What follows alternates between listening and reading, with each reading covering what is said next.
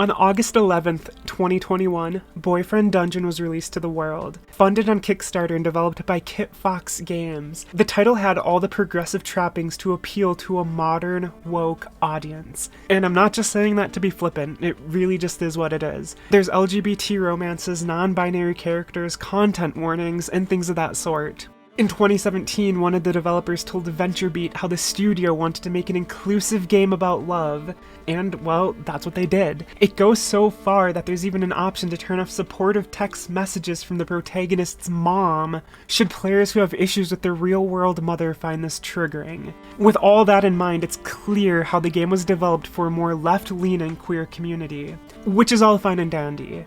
Until it wasn't. Because where the media typically portrays this group as rainbows, kindness, and sunshine, a controversy which swept the feet out from under Kitfox Games proves otherwise. This is the story of the less explored toxic side of the gaming community.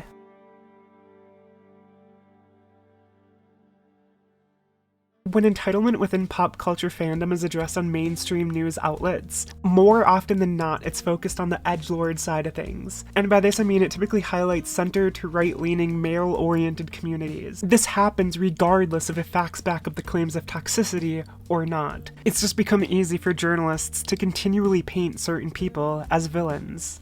This hyper-focus on one group has naturally created major blind spots, because believe it or not, toxicity is not exclusive to one subset of people or another. It happens all the time and all across the social spectrum.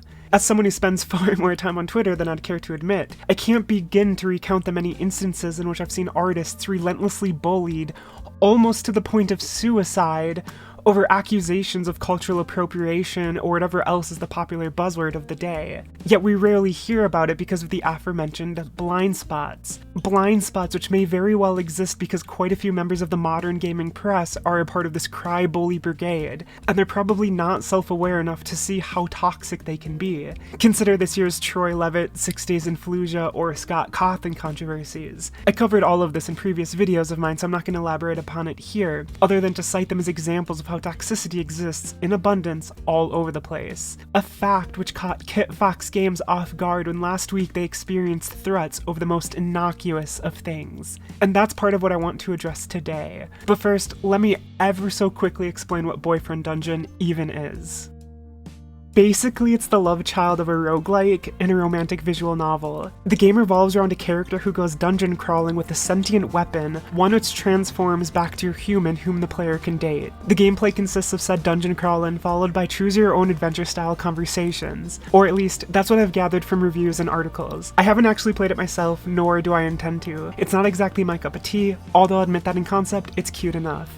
Anyways, as I said at the top of the video, with LGBT romances, trigger warnings, and non-binary pronouns, it clearly was designed with a particular type of player in mind. The developer bent over backwards to cater to them, which must have made it shocking when the knives came out and they were stabbed in the back. The cause? The content trigger warnings were not thorough enough, and the main antagonist was too much of a villain. Yeah, I'll just let that linger for a moment. Oh man, I hate it here. Anyways, when the game begins, players are warned about sensitive topics and a message which reads, "This game may include references to unwanted advances, stalking, and other forms of emotional manipulation. Play with care." The warning is aimed at those who are susceptible to panic attacks and anxiety when confronted with those themes. So naturally one would think that if someone saw such a warning and they know it upset them, they'd put the game down. But as we'll discuss soon enough, there's no winning where certain kinds of people are concerned, and instead a hate brigade formed with demands that the game be altered so they could play. I'll return to that point soon enough, but first, more context about what they're mad about is necessary. Although to explain it, I need to enter spoiler territory, so for whatever reason you don't want to know plot details of Boyfriend Dungeon, I recommend you turn off my video because I'm gonna get into the muck of it right now. Relatively early on, the protagonist goes on a date with a character named Eric, and he's kind of a piece of shit. I'm not quite sure in which order everything occurs, as again I haven't played the game, but eventually he begins leaving gifts outside the player's house even though he's never been provided an address. He also engages in other stalkerish and off-putting behaviors. For instance, he begins emotionally abusing the protag, going so far as to send threatening text messages. It should be abundantly clear by now that Eric is the antagonist. He's the main villain of the game, the big bad, the final boss, which means his character is vital to the entire narrative. And that is why people are furious. A large contingent of players believe having him in the game is harmful to their mental health, and they think they are entitled to an option which allows them to skip the story. This entitlement has led them to believe they are justified in bullying those behind the game. Following its release, within no time at all, social media became inundated with complaints that the content warnings weren't thorough enough. A game blogger went so far as to say, I quote, "I did not consent to this. I know for some games this is just par for the course, but it's 2021 and I didn't ask Boyfriend Dungeon to place me into an extremely distressing situation which, from what I can tell, I cannot opt out of." End quote. Because apparently just turning off the game isn't an option? And what do they mean I didn't consent to this? Yeah, you did. When you turned on the game, agreed to the content warning, and repeatedly kept turning it on to play, even after it triggered you. But that tweet aside, the complaints were all along similar lines. People demanded the ability to opt out of certain story moments, and they demanded a more thorough content warning. As many would put it, they believed the triggering content would be avoidable, essentially background details which could be ignored and not a central part of the story. Now what they want is a warning that explicitly spells out what'll be encountered and in what capacity. They want spoilers at the start of the game.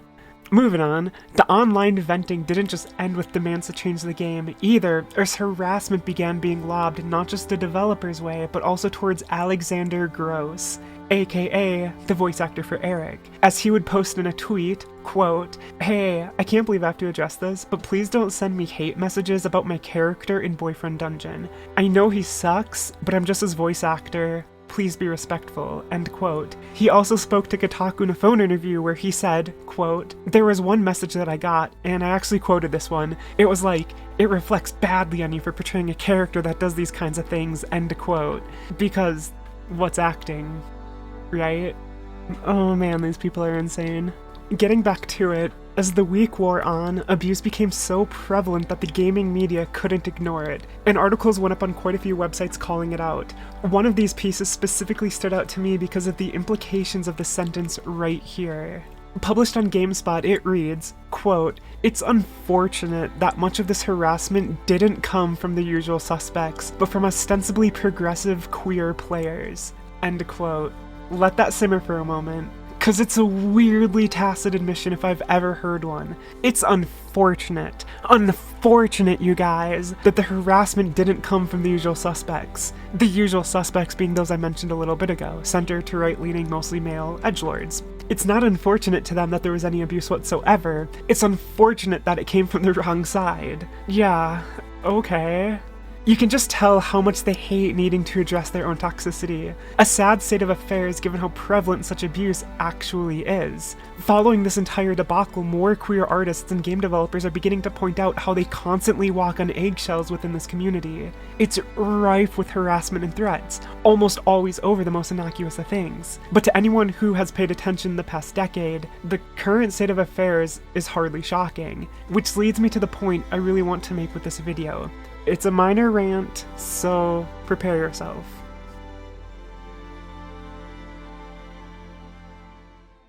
Throughout the past decade, we have seen coddling and victimhood elevated to center stage. Corporations are bending over backwards to appease the constantly crying vocal minority. This has led to relatively harmless books being pulled from store shelves, old TV episodes removed for jokes, entire movies or acting gigs cancelled, games altered as to not offend, and oh, so much more.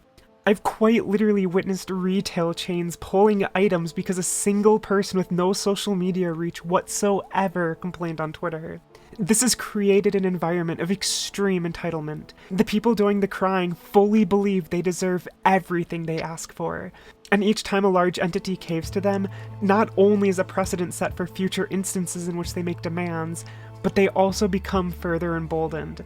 It's this emboldened mob mentality which led to the harassment of Kit Fox Games. The cry-bullies, as I call them, don't believe they are doing anything wrong because society has allowed them to remain in a cycle of never-ending victimhood. I know it's become boomer cringe to complain of safe spaces, but the safe space mindset has destroyed the brains of these people. They are detached from reality. They not only believe they can escape bad things entirely, but they think they can create a world in which bad things simply don't exist. A delusion that extends towards fictional content. Don't like the existence of a book? Then cry and demand that no one be able to read it. Dislike a movie? Same thing, get rid of it. Oh, a game has elements you don't approve of? Bully the developers until it's changed. It is cry, bully, and victim culture to the nth degree, and what they don't realize is that they are only making themselves worse. Victimhood is a terrible mindset to remain within. This I know firsthand. I've spoken on it before, but following the incident that got me medically retired from the army, I viewed myself as nothing more than a victim. And because of that, it took me far longer than it should have to improve. The person you hear now isn't what I was just 6 or 7 years ago. I was a perpetual victim who wanted to be coddled and babied. And let me tell you, I was depressed, suicidal, and miserable. It wasn't until I realized I'd been making myself worse that I took the steps needed to improve. And improve I did. I know I crack jokes about my own rape, and as dark as that sounds, that's coping. Humor helped me heal. It allowed me to address my traumas head on and take the power away from it. The culture we have now, though, however, doesn't permit that. The coddling of so many minds has only weakened them. Avoidance is not a successful long-term coping method. Escapism only goes so far. Likewise, canceling stuff that makes you uncomfortable is not coping. Coping is learning to live with the things you don't like or approve of, yet less and less people are learning to do just that. It's now become a race to vanquish everything that makes one uncomfortable, an entire generation becoming unprepared for the real world, and one must only look on social media to see how much worse it is making them. It's pitiful. It's endless panic, depression, and rage, made worse because they think they're entitled to bully others. In their minds, they're the victims. They're just punching up. Therefore, their tactics are okay. But it's not. A voice actor shouldn't be abused because he took on a role. A game studio which already bent over backwards to give them something inclusive shouldn't be abused because the story they decided to tell featured an antagonist who is vile. This cry-bully culture we find ourselves trapped within is horrendously fucking toxic. But should an entity not oblige the mob, they will cry-bully until they get what they want, sending endless waves of threats and abuse, all while feigning a never-ending cycle of victimhood. Ironic, considering they are some of the absolute worst people online. And that is what we just witnessed with the boyfriend dungeon fiasco. A cycle of rage which did its job as Kit Fox Games caved into the pressure and vowed to change the content warning, even apologizing for needing to do so. On top of that, they removed a rude joke from Eric which mentioned a stillborn baby, and they added a vegan dialogue option because apparently folks also complained about a lack of that too. Now the mob will once again only be further emboldened. What's the solution here? I don't know. I honestly don't know, but it's gonna get far worse before it gets better. I just hope for the day that more people wake up like I did and realize that the life of a victim isn't a good one, and they have the internal power to change it. Thanks for watching.